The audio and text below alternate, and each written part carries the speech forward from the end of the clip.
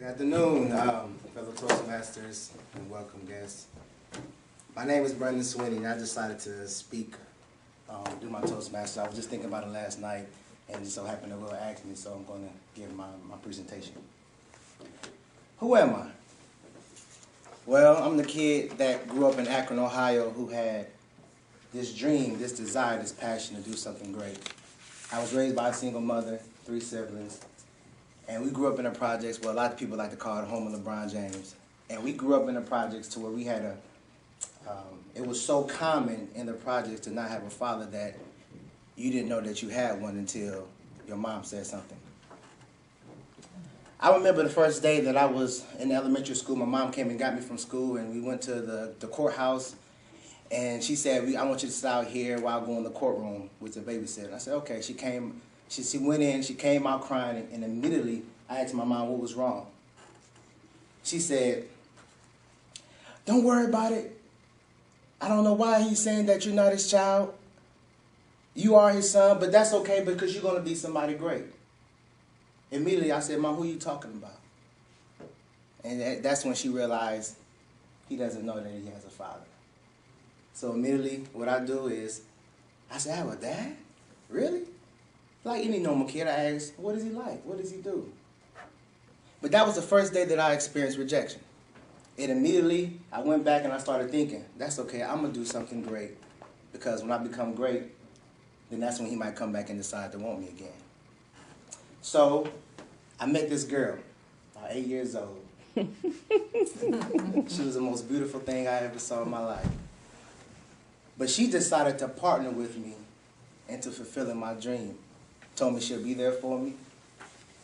She'll help me out in the things I need to do. And because I was so grateful because she had shown me attention and accepted me, I decided to go all in. So I gave her everything at 8 years old. I run home and tell my mom, Mom, I fell in love with this girl. She said, boy, what you talk about?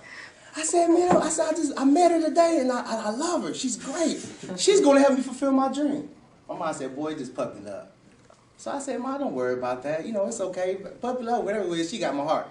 So, of course, you know, Mom, she's worried about her son giving his attention to this girl. But at the time, it didn't matter because for me, it seemed like she had filled the void that my father was supposed to fill. So we decided, we kept talking, we kept getting to know one another. We get to high school. High school, I become more committed. That's when we actually started dating. When we started dating, it became more serious, and my mom realized, oh, he's serious about this girl. And at that moment, she decided, she says, listen, we're great with each other. So I'm going to let you go ahead and continue to pursue the relationship. So I did everything for this girl. I sacrificed for her. I mean, I found out that she like, you know, men with big chests and arms. So I'm working out, doing push-ups at night, hitting the gym. I'm running. I'm staying in shape because after all, I want to impress her.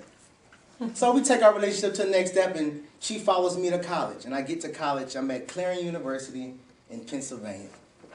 So we get to college, and everything is going great. She's with me. She's excited. And I told her, I said, listen, you've been with me this long. Let's continue to fulfill this dream. Until one day, my coach, when I was there, and not a coach, but a teacher, decided to, you know, lie about my application in certain situations. But I decided that I need to leave, so I transferred, and I came to North Carolina A&T. I asked her, I said, will you follow me? I'm going to North Carolina. She said, sure, I'll go anywhere with you. Got to North Carolina A&T, we here, Aggie Pride, they showed me a lot of love, and we hit it off. Everything was going good. Now, at that point, I was ready to commit. So I wanted to get the ring, I wanted to engage. I wanted to get her engagement. Not shortly after, we in college, and I'm close to about to graduate, and it's my junior year, and all of a sudden, the situation happened. I had a setback in my life to where I could no longer perform, and to her, in her eyes, I became a liability instead of an asset. So immediately, because I was no longer able to do what I've been doing for many years, she decided that she wanted to break it off. Immediately, my heart dropped. Really? You gonna just drop me like this after 15 years I've been with you? She silently agreed and said, listen, I can't because you can't do the duties that you were doing before for me. You're no longer pleasing me. And at that time, I had found God, or I should say God found me, and at that time I was pursuing him, and so she felt like she was competing, so she wanted to back off, and so she found somebody else who became her asset instead of a liability. So at that point, man, I became frustrated. I went through depression for about a year and a half. Suicidal. Was crazy because the only person I ever loved in my life decided that they didn't want to be with me anymore. So when she left, my identity left, my purpose left, and life was gone like that. Now I'm going to intervene real quick and let y'all know in on a little secret. The lady I was talking about, her name is Football. Football was my girlfriend. That was my passion. That was the woman that I was pursuing. That was the woman that I gave everything to, the dream of making it. And all of a sudden, I get an injury at A&T, North Carolina, going into my senior year, I ruptured my kidney. I ruptured my kidney, they rushed me to the hospital and tell me, you have to do immediate surgery on your kidney.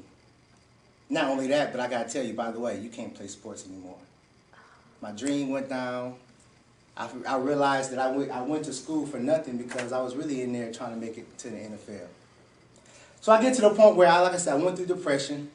I became frustrated, and at that point I realized that I didn't have a plan B. All these years, people kept telling me, have a plan B, what's your plan B? And I couldn't find one. I didn't have one. It was football.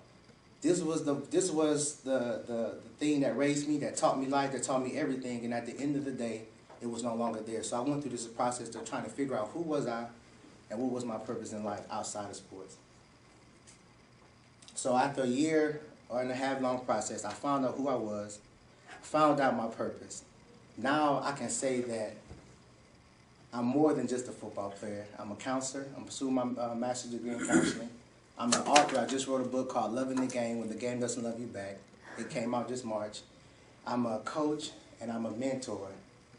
And I'm out to help great athletes become better men and develop a plan B. Thank you.